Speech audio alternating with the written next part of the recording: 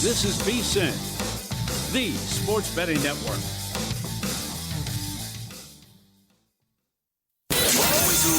Follow the money. That's what I always say. You always follow the money. Yeah. This is Follow the Money with Mitch Moss and Pauly Howard on VSiN. Here we go.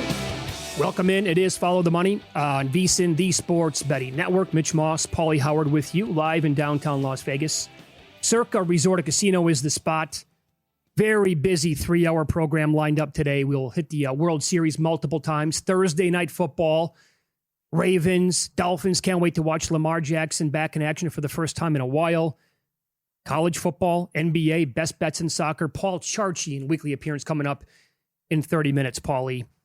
And how this bad boy has quickly changed now, the Fall Classic. Because if you go back after that 18-inning affair just a couple of days ago, the Dodgers touched as high as a $6 favorite to win this 7-game series. And it has completely flipped on its head. Their sticks can't touch anything. They're not scoring runs whatsoever. Striking, what a story with Yes Savage. Last night striking out 12 Dodgers batters, and now they go back to Toronto. The good news is they got the hammer of God going tomorrow. Yeah, yes. And Yamamoto, so maybe he can flip it again back on its head. But this thing has changed in an unbelievable way now. They got to give us Game 7 Saturday night because they'll go Glass now followed by Ohtani, and nothing better in sports than Game 7. No need to panic. You're right, because you have Yamamoto, and it's happened the last couple of years. The Cubs did it in 2016, and the Nationals did it in 2019 to be down 3-2 and win 6 and 7 on the road. But the way the offense looks right now and how bad so many players are at the plate right now, without a clue, as we talked about a little bit yesterday, but going back to when we started with the series about are they going to break out of this, or what if they break out of this with the offense? Well, it hasn't happened other than Ohtani. And like Poppy said in the postgame, if Ohtani doesn't go off, they don't do anything. I mean, to think 3 hits in 7 innings and 2 of them are swinging bunts. One of them from Hernandez. And Mookie doesn't have, I can't believe, I've never heard a comment like that in a big spot with a star player like Mookie after the game about, I don't have a clue right now, I suck and the feeling's terrible. He's 3 for 23 in the series.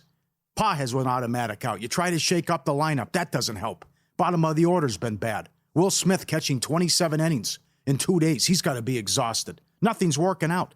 And they were able to shut down and contain Ohtani, and a good decision to pitch to him as well. 23 swings and misses.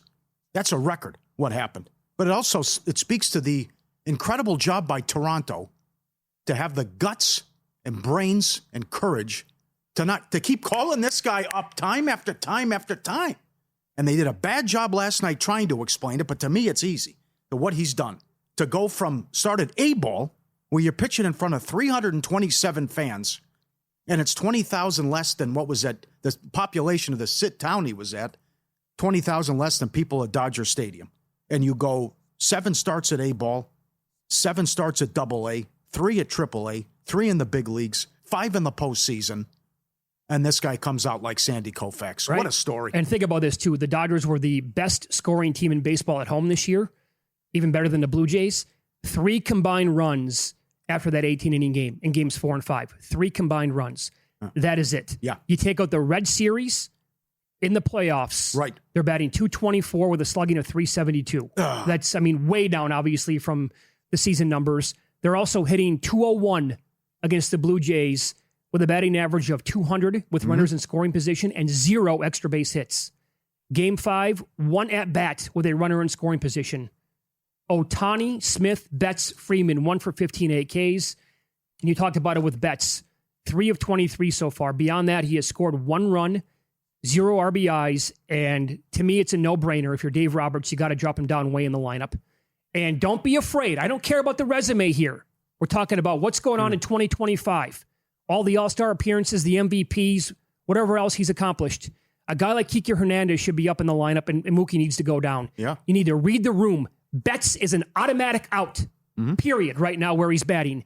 Move him down, move Kike up. You shook it up last night with Will Smith. Not good enough. And I would not be afraid to shake it up even more by putting Ohtani down at some point. But Betts is the weakest link on the team, Pauly. He has no confidence, and I don't know a single person watching this World Series was any confidence in the guy either. You're going against a team that's averaging 6 runs a game in the playoffs. So if you can't get anything going, you're drawing dead. And you're going to need an unbelievable performance Friday from Yamamoto. And They'll get that. Can he do it again? Yeah. Yes, right. So you're right how things have changed from as high as a $6 favorite, and now the Blue Jays minus 240, 250 in that range, and Vlad minus $2 to win MVP. And that's right there for him. And to go back home where it's going to be rocking, but it's just, he tried to shake it up. It didn't work. He's other things he has to do. You're right. Dodger fans blaming Roberts? Absolutely. But so many of these guys struggling and going in a funk at the worst possible time of the season. These are just sick numbers. Like you said, when you take out the Red Series, what's going to happen? Yep. And just have a better approach. Go up there and attack. Look for that first pitch fastball. Goes back to Game 3 when Scherzer was pitching. Tim never gave you the scouting report. He knew. And yet they're putting themselves in 0-2 holes and taking too many pitches. And then just what transpired last night. This kid's just filthy. What do you compare this to? I mean, last year the kid's in college. He starts out in A-ball. And now he's the star of the World Series. One comparison always comes up in something like this would be Linsanity. Okay, but Did it for a month, I mean. Yeah. But this guy doing it now in the postseason. Maybe K-Rod with the Angels when they first brought him up. They could go to him for 3 innings. Don't let anything happen? Okay, fine, no problem. Nobody's going to touch first base against me. Well, I know he wasn't a heralded phenom, but it is refreshing after all, baby and these guys, and you're not ready, and we're going to take your time, and we're going to wait. Look at the Orioles, right? You're going to wait. We're going to wait. We'll bring you up and take forever, Sure. right? And then they're just, oh, sure, go ahead. We'll pull you in a playoff game against the Yankees. We'll put you out there. Right. No problem. The trust in this guy and what Schneider has done in the organization to believe in him and put that kid in the spot is also a plus job. Let me ask you this. He is 50-1 at DraftKings to win the World Series MVP. If it goes to a Game 7 and they're in a pinch in a tight game and they have to go to him, it's like a mad bum situation all over again, 2014 with the Giants. Mm-hmm. Can he pull this off? I can't get there. Too much has to happen. Well, if that happens. No, people are forgetting about Barger, too. I mean, he's at like 20-1. It's also... He's got to have to... Kirk would have to go in the tank. Vlad would have to go in the tank. Vlad probably can't have another hit. Yeah, I know. There's just too many things that have to happen. I don't think 50-1 is enough. I will say this, though. If Yamamoto is nails again tomorrow night, so in Nevada, and I talked to one longtime odds maker about this who lives here today, and he called it super antiquated, and he's spot on. Once the World Series begins in this state, sportsbooks are not allowed to repost World Series MVP numbers. If they did, Yamamoto, and I said this after I think it was Game 3, when he was 25-1, if he goes out there tomorrow and like touches a complete game, or we're talking about 8 strong, 3 hits, no runs, strikes out 9, I think he's got to be the leader going into Game 7. I agree. So I'm telling you, to me, I'd have to drive to Arizona. I don't think I can pull it off this week. But if this was in Nevada, I would get down on him for a little bit of pocket change anyway. He can do this. So, and by the way, what do you make about the Dodgers right now at 2-1 to win the World Series? Home field doesn't mean much. I am very confident they will get to Scherzer early in a Game 7. Who follows him? Bassett, these other guys? Okay.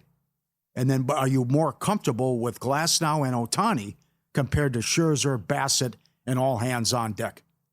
That's where I also would give the Dodgers the edge, though. I thought it was an outlier how he struggled, but I will back the combo of Glasnow and Ohtani in a Game 7. So I still think that the problem is, are you going to hit? And what are they going to be able to do? Sure. I just don't think they're going to be able to flip the switch and all of a sudden backs against the wall. Now they come out and they do something offensively. You're right. We haven't seen it since the Red Series. It hasn't been there other than the out-of-body experiences from Ohtani, which we ran down yesterday, how bad this offense has been. Most of the stuff that's occurred has been damage late in the games against bullpens. Yep. So, but no, they got a great team. They're not out of it. They're right there. If I'm Dave Ross, I'm in a great position, but I'm still worried. Yep. Because you got the hammer of God going, and you got to like the Glasnow-Ohtani combination, and I don't think that this Scherzer nonsense will work, and he'll probably be out of there by the 3rd inning in Game 7. I agree with a lot of what you just said. Now, if you go back to before the series started, we did say, and we each liked the Blue Jays to actually give the Dodgers a series here, thought they could maybe win it. If you told me that the Blue Jays were going to average 6 runs a game, I would have told you that every game is going to go over and we're going to get a high. I did not see the Blue Jays pitching shutting down the Dodgers offense, especially in Los Angeles. Mm-hmm. So that has been just like super impressive out of this team. Yeah. But them hitting should surprise nobody. This is what they've done the entire year. Yeah.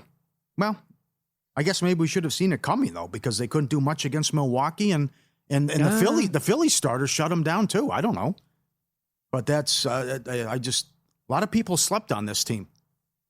And they're certainly a great team, and it's the offense. You know, Ernie Clement's got a hit in 13 of the 15 playoff games. Kid's awesome. I mean, it's the exact opposite of the Dodgers. These guys are no names, and they're tough outs, and they're tough at bats. That's exactly right, and they Paul. make you work. And the Dodgers have the big names, and they're not doing anything. Yep. Like Ernie Clement's got a hit in almost every game, but Mookie's 3 for 23. Yep. That's well said. They have that lineup in Toronto is loaded with tough outs. And right now, superstar players on the Dodgers are automatic outs. That's a terrible recipe to try to come back and win this thing. Mookie's lost up there. Mm-hmm. I can't even look at him. Yep. I love Mookie Betts. Yep.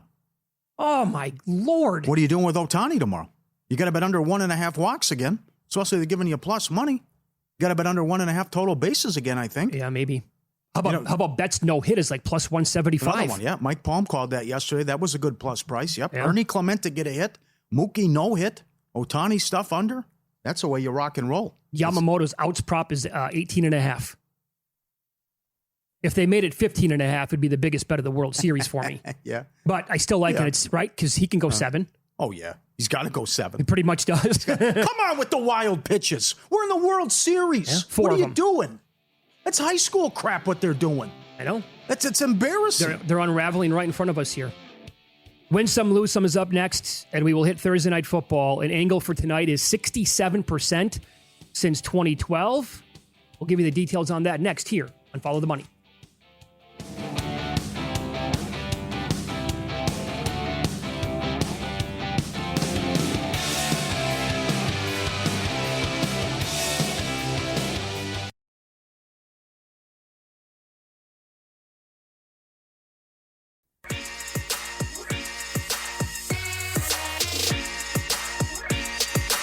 Win Some, Lose Some is sponsored by the Sharp Plays. Were you a winner last night? Wow, winning. Or was it a rough one? Well, they can't all be winners, can they? Loser! You're a loser! Pauly Howard recaps the night in sports betting in Win Some, Lose Some. A lot went on last night, other than the unbelievable performance by you Savage. Back-to-back home runs to start, first time in World Series history. First pitch of the game, extra base hit, 50-1. Now, who had that? Some listener had it, sent it in. It was up in Canada had it. How about that? Think of that? Yeah. Of all things to bet. 12 strikeouts in a game, plus 375. It goes back to Will Hill and Caesars putting that up before the playoffs started. You Savage 9+ Ks, 10-1. 7 Ks plus 230. 6 Ks in the Jays win, plus 415. To record a win, plus 550 here at Circa. Vlad goes deep in the Jays win, 8-1. Vlad home run, plus 390. Schneider, first home run of the game, 18-1. To hit a home run, period, 6-1. Hernandez, plus 750. Blue Jays, plus 175 to win the game. Reverse run line, 3-1. To win by 4+ runs, plus 730 again. Back-to-back days that cashes. And the Rockets from 3.5 to 6. 139 to 121 in Toronto. Subscribe, be part of the team, vsin.com, our radio and podcast friends. You always want to see these tweets and videos at Pauly Does Vegas on Instagram. Send them in, we'll put you on. Mike D sent this in. It could be Tim Legler's house. Is this too much? Is this overboard with the Halloween decorations? I don't think you can go overboard. That yard is loaded with all the creatures and ghosts and goblins and the setup that they have in the front yard. That's awesome. And I don't mind that. Yeah. If you're going to go nuts, go nuts. Mm-hmm. Tim Legler from ESPN loves it and spends a ton of money every year with the costumes and the stuff in the front yard and the decorations. So why not? I don't think that's outlandish. So it's that time of year, all right? We'll be dressing up tomorrow, and I got a sample with the dogs. This is the Dirty Pautini with the dog checking in. Yeah. That's excellent. Got the olives coming out attached to the hood. We got the little cone. Little cone, absolutely. That looks awesome. They got the head popping out. Very good. Dog looks super comfortable. Yeah, I know. Got that going for him? I know. Take the picture and that's it, right? How about number 8? Another one. The dog is the Target shopping cart. It's another great idea. Not bad. Yeah, that's not creative. Yes. We got a whole compilation tomorrow.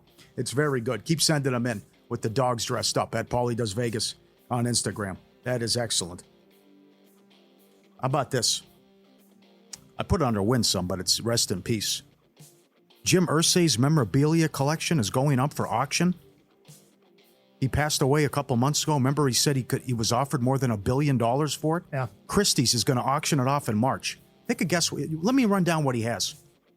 He has guitars from the Beatles, Jimi Hendrix, Prince, Kurt Cobain, and Clapton. He has Muhammad Ali's Rumble in the Jungle Championship belt, the saddle used for Secretariat's Triple Crown run, and the Declaration of Independence. That's starters. Deep catalog, but that's an all-time catalog.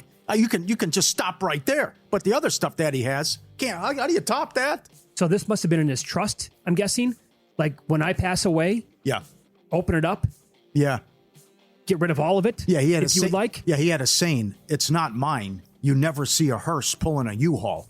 I don't own anything. Someone else is going to own it, and someone else is going to be in here." Fascinating. What he said. Yeah. Now, will people want that merch as much as he did? And valued as much as he did as well? What if somebody actually comes in and says... A rich guy in Saudi Arabia did. He said he offered him $1 billion for it. So what if that guy just comes there and goes, okay, stop the auction. I want the entire thing.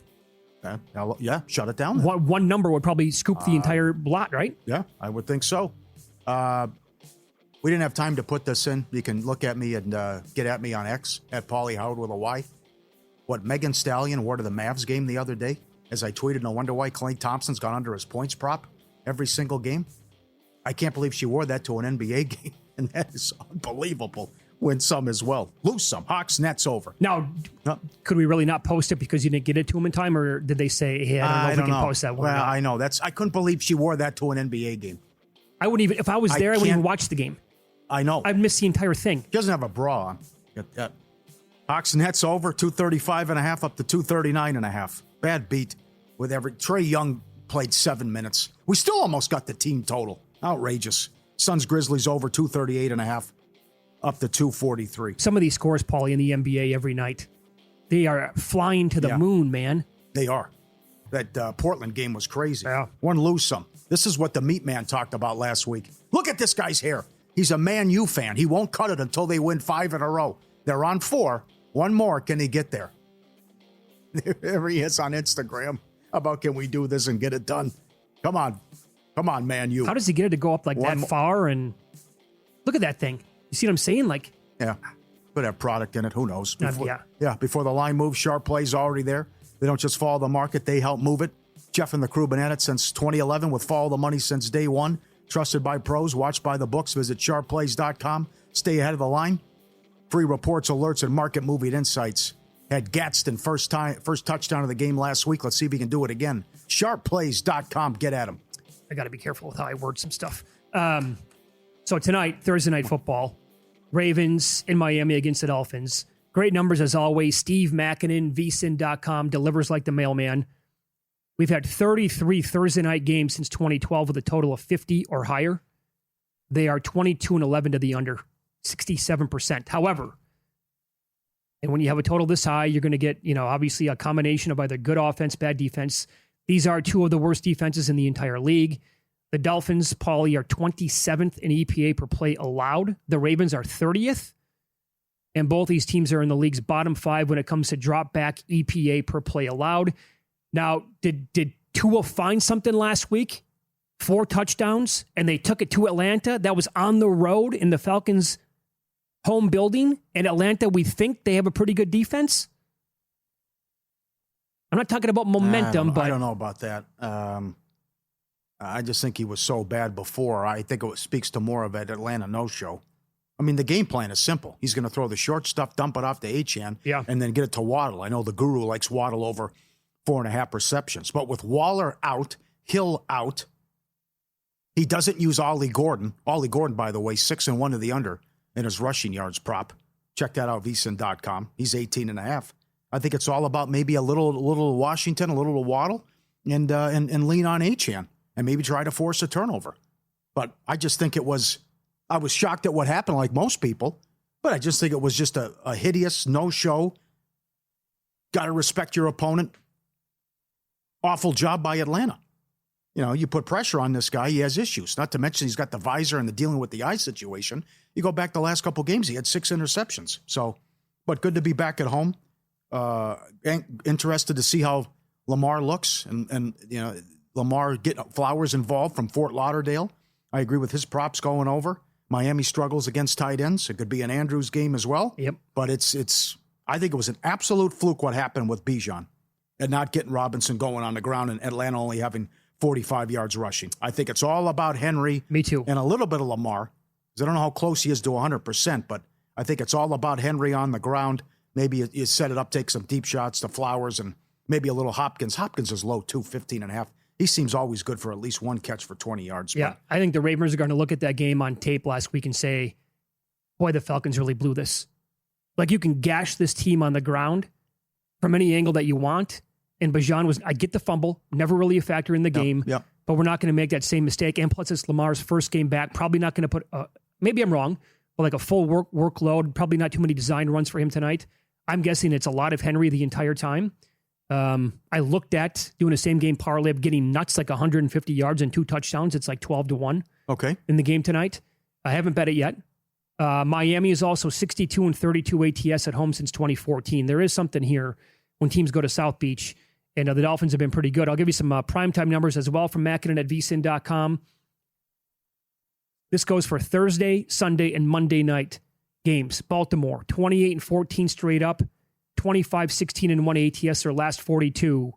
And Miami, any primetime game, 13-4 under in their last 17 games. The Ravens offense, I think, is going to look the exact opposite of what the Falcons did last week. Yep. Big difference in coaching, and you'll see it tonight. I agree with that. I like Tua to throw an interception. That's $1.40. Ollie Gordon rushing yards under, Flowers over yards, Waddle over receptions. I was surprised by this, too, at the website today. Charchian has gone under receiving yards 7 of the 8 games. The dump off and all that stuff hasn't been there, and he's had a lot of lackluster performances as well. So that's another angle to attack it from the props. But I just think with Baltimore, everyone eats, and he gets everyone involved with this bad defense. Yeah, you might have some, with that high of a total at 51.5 in that neighborhood, you might have some dudes tonight where their anytime touchdown numbers are 5-1 or higher. Come on, it seems like it's a weekly thing when it comes to Thursday night anyway. Paul Charchian on the program coming up next, Fantasy Football Hall of Famer. I cannot believe the report suggesting this team is listening to calls regarding a trade. We'll tell you which player coming up next.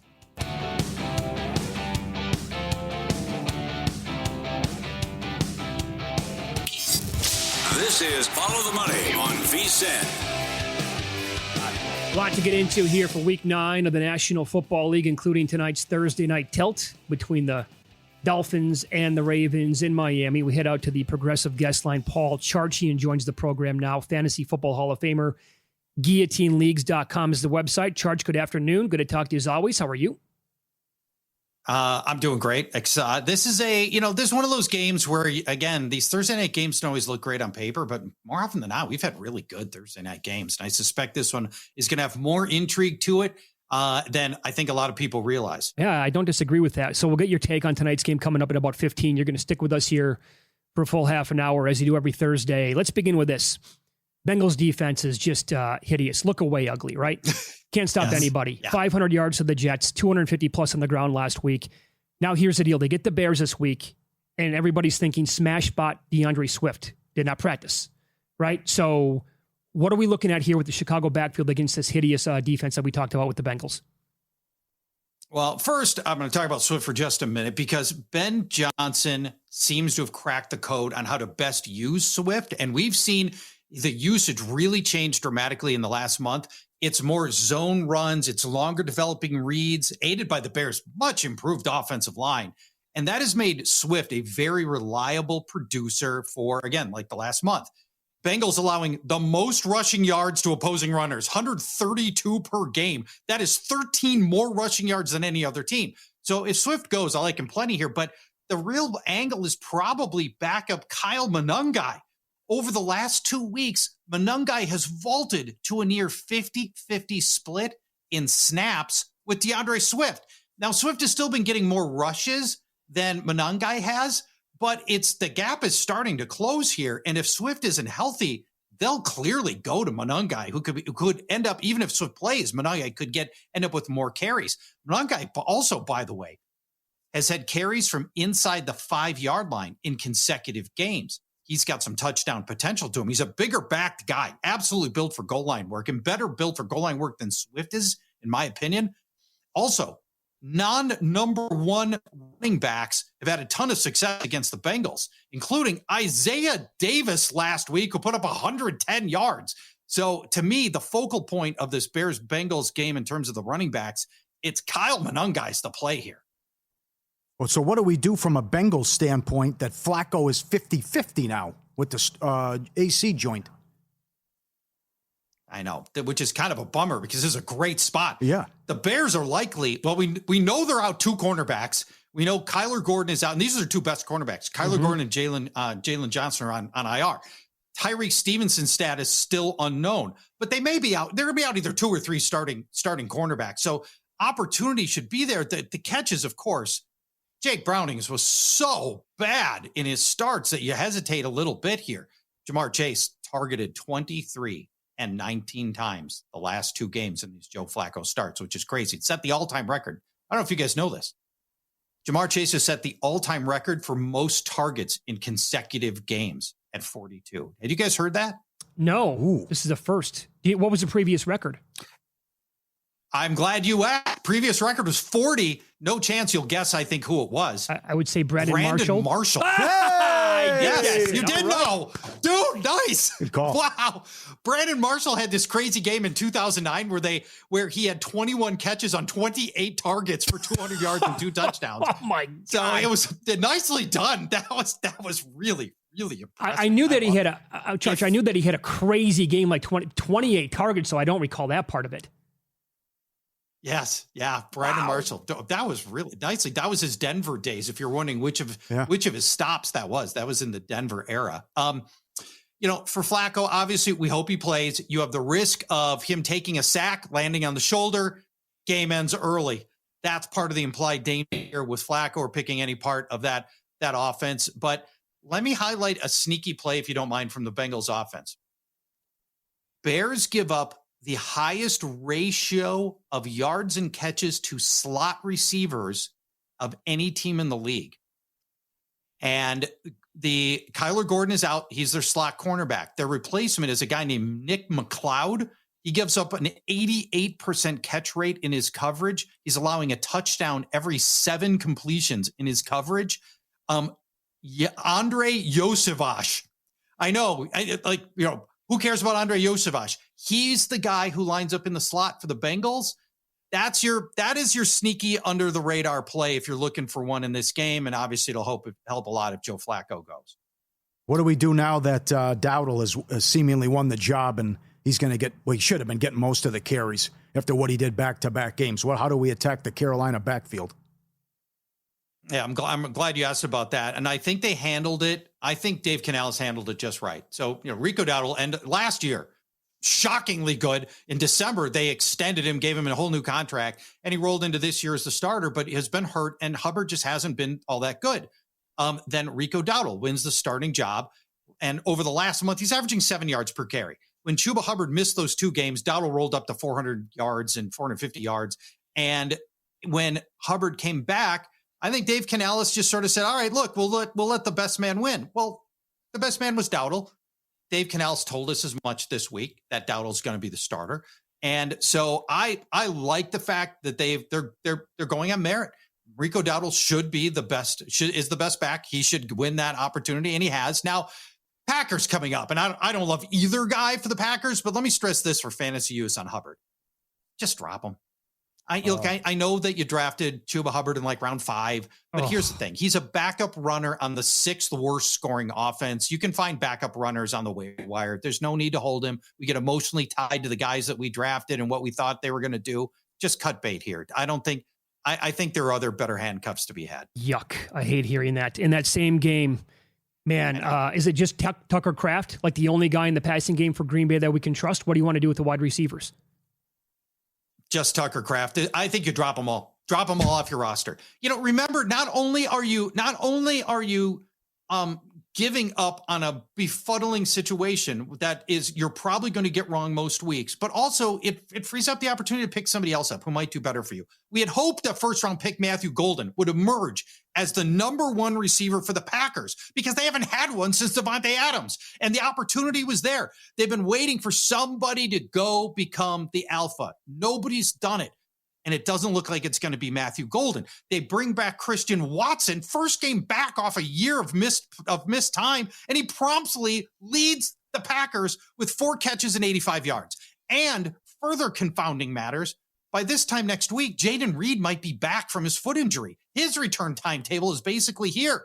You are spinning your wheels every single game trying to guess which Packer is going to be okay to start for fantasy, when nobody, and including I think many times the Packers, don't know necessarily which guy is going to be serviceable, and it's usually only one guy in any given week. So let's just get out of this whole Packer wide receiver room entirely and divorce ourselves of them. Let's drop them all. Oh, that stings to hear, but I think you're probably spot on with that. Okay, so what's going on in Jacksonville with second-year wide receiver Brian Thomas, who had a great rookie year a season ago?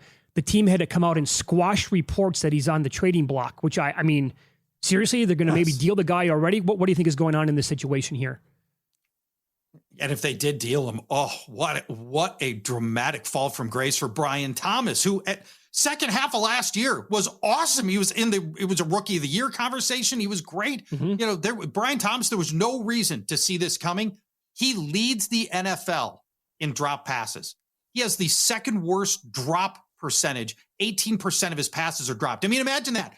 1 out of every 5 balls thrown to Brian Thomas that are accurate, catchable passes, he's dropping. Meanwhile, last time we saw the Jags, they were on bye last week. Travis Hunter emerging with all of those targets. We had not seen a lot of Travis Hunter, frustratingly so. That all changed 2 games ago. And if that's going to continue, and it should, by the way, I mean, Travis Hunter right now, I think, is a more intriguing prospect, and you have more confidence than what Brian Thomas has been able to do. Can Thomas turn it around? Well, of course, we saw it last year, but there is something weird going on here. He looks like the effort level is strangely missing. He doesn't look like he's running through his routes. There's some stuff going on with Brian Thomas that I don't think you want your fantasy team to be on the hook for as they try to figure this thing out. Brutal fall from grace, no doubt. How about this for an angle? Because I think Hunter can kill it in the final half of the season. He is 50-1 to win Rookie of the Year. Can he steal this thing? Wow. It's shocking because we had thought this running back class was going to be absolutely epic, and there were going to be runners here that were going to emerge and just run away with Rookie of the Year, whether it was going to be Omarion Hampton or Ashton Genty, somebody else. None of that seems to have really put itself together right now. That's a fascinating play, and that value at 50-1, really intriguing. If that usage that we saw 2 weeks ago is going to continue, he'll be in this conversation. Yeah, I think he will too. You're exactly right. He has to continue to get that usage, and if it's there, then because of the hype coming into the season, I think he'll at least be in the conversation. We'll continue with Fantasy Football Hall of Famer Paul Charchian with GuillotineLeagues.com coming up next. Thursday Night Football, he has a bunch of props that he likes for tonight and also Sunday. Should we expect the Ravens offense to be firing on all cylinders with Lamar Jackson and his first game back in several weeks?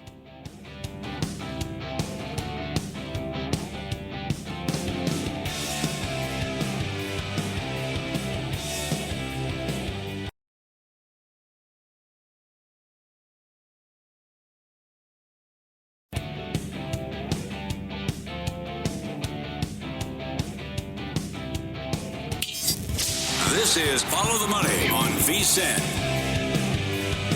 All right, time to get into the Thursday night game here. Ravens, Dolphins. Paul Charchian remains on the program here as he does every single Thursday for a solid half an hour. He's on the Progressive Guest Line. He is with GuillotineLeagues.com. All right, Charch, Lamar's first game back in quite a while here for Baltimore, obviously. Yeah. And it's a high total, and he's going against a really bad defense, one of the worst in the entire league. What should we all expect from Jackson tonight? Yeah, everybody gets helped, of course. But here's the thing that he really does differently that is going to be very helpful for the Ravens. It's the downfield passing attack. Tyler Huntley, Cooper Rush was a disaster. Tyler Huntley was functional. But what Lamar does is he throws downfield. He's got the third best deep ball completion rate, and that means his receivers get a lot of help.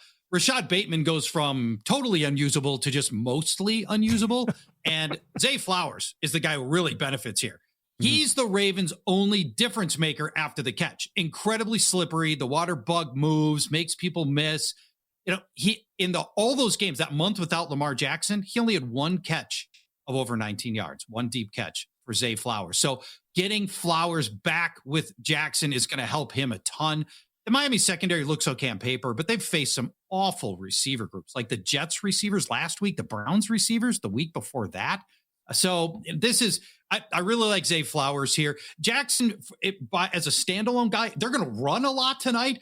I don't think there's a ton of volume coming for Jackson through the air, but I think he's going to make good on those passes that he does have. Okay, I'm looking for longest reception, by the way, for Zay Flowers. I'm seeing about 24 and a half or 25 and a half. That's a big number, but I think probably manageable here. That's a big number. Yeah, it's manageable, but that's a pretty good line. I don't know that I'd stack that. We're going to hear some props in a minute. I like a lot better than that one. All right. What do you think of Andrews? 29 and a half. He was 25 and a half. Miami's bad against tight ends. No? Yeah, we're going to flip this over. Here's why. Andrews' usage is withering right now, and the guy that's going up is Isaiah Likely. Okay. Now, this is very daring. There's some speculation here. And Likely's number has got some speculation built into it. His over is 20 and a half yards against Miami, but he hasn't been able to play with Lamar Jackson yet because Likely was hurt at the beginning of the season. Then Jackson was hurt, and we're finally getting them together into one game. Over the last 2 weeks, Isaiah Likely has run more routes and seen more snaps than Mark Andrews. And, this could be that the baton is being handed right now from a 30-year-old tight end to a 25-year-old tight end right before our very eyes. And Likely, if you'll remember in the playoffs last year, surging. He had a 53-yard game and a 73-yard game in the two playoff games with Lamar Jackson last year.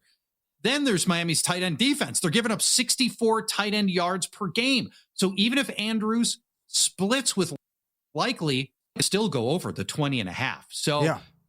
Only one team has had a tight end top the line, hasn't had a tight end top the line of 20 and a half yards. So against the Dolphins. So tight ends are going over this line. I think the baton is being handed to Isaiah Likely, if you feel daring, over 20 and a half yards. Well, we had Ollie Gordon get that first touchdown of the game in Buffalo. Other than that, there hasn't been much here, and we were high on him coming into the season. McDaniel doesn't like him, doesn't use him. I don't get it. He's 6-1 to his under on the year with rushing yards. It's Paul on Paul crime here. I like under 18 and a half. But it is. You're making a case here, and this could be your bomb for the fourth time in the last 5 weeks. Let's hit one. Take it away. All right, let's hit it. Anytime touchdown, Ollie Gordon, and the over 17 and a half rushing yards. Last week, something very weird and unique in the NFL happened. Miami head coach Mike McDaniel said he was going to get rookie runner Ollie Gordon on the field a bunch more before last week's game. And he wasn't lying. He actually did it. Head coaches lie all the time. He actually put Ollie Gordon on the field. He posted season highs last week in snaps and rushing attempts. Now, you might be tempted to think that was garbage time use for Ollie Gordon because Miami got way ahead early, but that wasn't it. Gordon got run throughout the game last week.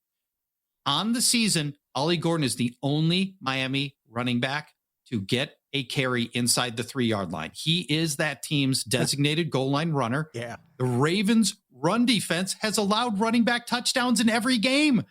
Ravens ranked 28th in run defense EPA, 21st in run defense success rate, 27th in yards before contact. And get this, against Baltimore, non-number one running backs have topped Ollie Gordon's 17 and a half rushing yards every single game this year. Every single one. Kyle Monangai, Blake Corum, Woody Marks, Damian Pierce, Kareem Hunt, David Montgomery, Jerome Felton, Ty Johnson, all non-number one running backs who have topped Ollie Gordon's rushing yard line tonight at 17 and a half. Great breakdown. Wow. So you want to do a ladder as well? You want to do 25 plus, 30 plus, or you just want to go with that standard number and then bet him anytime touchdown as well? I'd ladder him a little bit, but on a lot less money. And again, the anytime touchdown plus 430 feels like a really nice opportunity for Ollie Gordon. Damn. Excellent. Let's stay with the tight ends. This Kelsey thing doesn't make sense. Again, as I said Tuesday, he doesn't even run a route. blown coverage. Somehow he's wide open, and he has the long catch on Monday night. What do you want to do with Kelsey props? Well, we're going to go contrarian here. The line is 47.5 receiving yards, which is lower than I thought it would be. And he's actually been over this line in 4 straight. So this is a big contrarian angle here. Kelsey berserk on Monday night, posted his best game in a year, his second highest fantasy total in 2 years. But that Monday night game was a total outlier. And one of the things I'd love to go against these nationally televised games, if you can flip the script and there's an opportunity, then I like to do that. Here's why. It's all about this Bills defense. Their tight end defense has been phenomenal. The Bills have allowed one tight end score all year. That was Jeremy Ruckert in week 1. No tight end is top 46 yards against Buffalo all year long. Travis Kelce, 47.5 receiving yards. He'd have to become the first one to top 46 yards. The average output, get this, the average output for a starting tight end against the Bills, 2 catches for 17 yards. Wow. That's it. And when the Bills faced Kelce last year, they schemed him out of that game. He had 2 catches for 8 yards. That's all. So, Kelce, who makes a living on middle of the field routes, Rashee Rice is eating into that some. And Rashee Rice loves to catch the ball over the middle of the field. There's some real downside to Kelce, and I'd go under the 47.5 receiving yards. Okay, very good. So now that National Tight Ends Day is behind us, you're going to be all anti-fun here. Yes. Kelce's won, but you even like, and this guy's been awesome this year, you like Hunter Henry under even more than Kelce? This is probably my favorite play out of everything that I'm giving you is Hunter Henry under 35.5 receiving yards. I just mentioned how good Buffalo's tight end defense is. That's nothing compared to the Falcons, which you would not believe. Hunter Henry started the season on fire. Then Stephon Diggs got healthy and Hunter Henry started getting less and less usage. Mac Hollins started making appearances. Kayshon Boutte, my guy, is getting touchdowns. Hunter Henry's usage is getting whittled away every week. And this 35.5 line of his for receiving yards, actually above his average yardage over the past 5 weeks. But this story is really all about the Falcons tight ends and what they've done through this point of the season. Get a load of these totals. This is unbelievable. Atlanta's given up 12 catches for 105 yards to every tight end they've faced this year. Come on. That's it. 12 catches, 105 yards. No opposing tight end has topped 21 yards against the Falcons, and the average game for a starting tight end against Atlanta is 2 catches for 9.5 yards.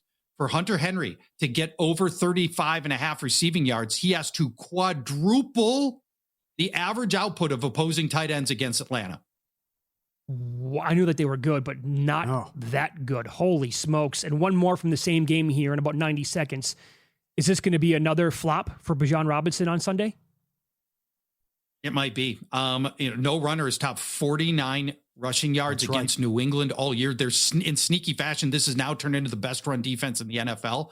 And I know, Bijan, bad game last year. You might be like, hey, they're going to come back and use him extensively, try to make up for that. Here's some of the runners who have failed to reach half of Bijan's 65.5 yards. Devon Achane, Rico Dowdle, James Cook, Alvin Kamara, and last week, Quinshon Judkins. None of them got to half of Bijan's 65.5 yards against the Patriots. Opposing runners are running at just 3 yards a carry. This is an ugly matchup against what's turned into a great Patriots run defense. Charch, you're the best. Happy Halloween tomorrow night. Thanks for the time. Best of luck this weekend. Thanks, guys. We'll talk to you in a week. Bye-bye. There you go. GuillotineLeagues.com is the website. He's on X at Paul Charchian. Put your handicapping talents to the test in the inaugural First Bet Breeders' Cup Survivor. Pick against the spread in 2 pro football games. Nail a top 3 finisher in 8 select Breeders' Cup races. And you're in the hunt for $10,000. Entries are due tomorrow. So head to first.com/VSiN. First.com/VSiN to get started. Get up now. Breeders' Cup Survivor. Hurry, do it. Such great info and analysis every week from Charch. How do you like that? He's on Ollie Gordon tonight. On him. He was your guy. And a trend 6-1 to the under. Okay, but those good comments from McDaniel. Yeah. I bet the anytime touchdown with him. I like that. Yeah. He's right about getting in the goal line, down by the goal line, and he's the guy. Didn't get it last week, but he had 3 in a row before that. Yeah. Dave Roberts has an easy decision to make, and yet he probably won't do it.